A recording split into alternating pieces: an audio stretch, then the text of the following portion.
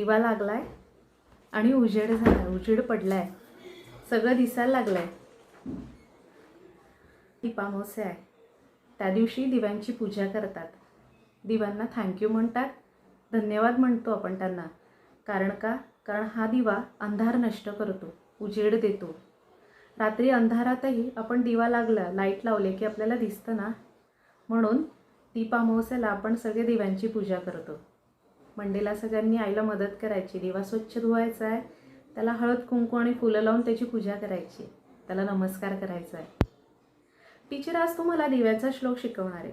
हा रोज तुम्ही संध्याकाळी शुभंकरोती म्हणतात ना दिवा लावताना, तोच. पण आज टीचर त्याचा अर्थही सांगणार आहे तुम्हाला. तयार सगळे? हात जोडायचे. शुभंकरोती कल्याणम आरोग्यम धनसंपदा शत्रुबुद्धी विनाशाय दीपक ज्योती नमोस्तुते. शुभंकरोती कल्याणम म्हणजे शुभ करणारा, कल्याण करणारा.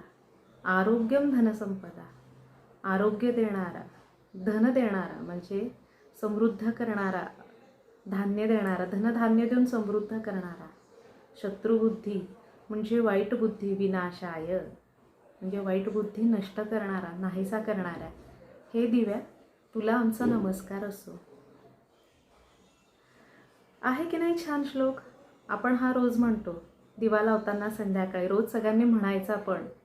कारण ह्या दिव्यामुळे अंधार नाहीसा होऊन उजेड पडतो.